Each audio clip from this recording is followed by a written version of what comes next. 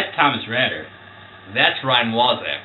That's Cole Pulowski. And we're here to talk to you about chemical bonding. First, we begin with ionic bonds.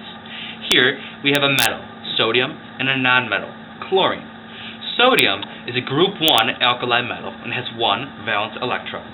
Chlorine is a group 17 halogen and has 7 valence electrons.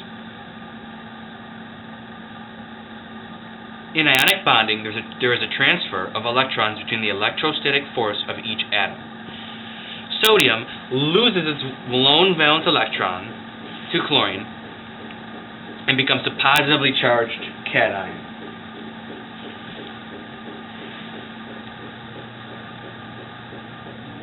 Chlorine gains sodium's electron and becomes a negatively charged anion.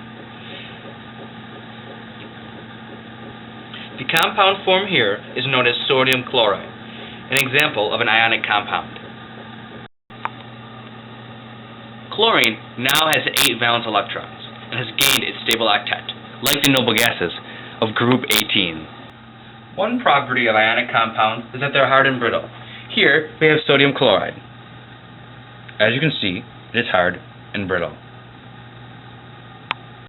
Sodium chloride, as shown here, is non-conducting because it is not in the aqueous state. Sodium chloride, in solution, here is a good conductor of electricity and heat. Another property of sodium chloride is that it has a high melting point and a high boiling point. Next, we have covalent bonding. When two atoms meet with higher electronegativities, both atoms attract each other's electrons. This occurs in two nonmetals, seen here with hydrogen and fluorine. And the end result is two atoms sharing electrons, co meaning share and valent meaning valence. Here this hydrogen shares its 1 valence electron with fluorine's 7. Hydrogen only needed 1 to become stable and fill the first valence shell, and fluorine also needed 1 to fill the second valence level and have a stable octet like the noble gases. In this case we have a polar covalent bond, an unequal sharing of electrons. This creates a dipole with a positive end and a negative end. Hydrogen has a lower electronegativity, so it gains a positive pole, and fluorine with the higher electronegativity gains a negative pole. On the contrary, nonpolar covalent bonds involve equal sharing of electrons. This happens in the Brinkelhoff diatomic molecules. In this case, we have equal sharing as shown by O2's double bond. As you can see here, distilled water, a pure covalent bond, is a non-conductor. Covalent molecules exist as a solid, a liquid, and as a gas, as shown in water vapor in the air.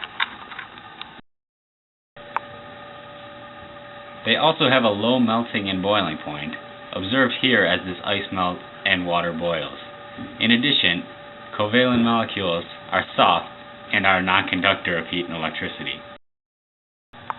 Last, we have metallic bonds. Metallic bonds are only formed between atoms of pure metals. Here we have iron. Iron is an example of a pure metal. Metallic bonding consists of an arrangement of positive ions that are immersed in a sea of electrons. Here we have crushed black peppercorn.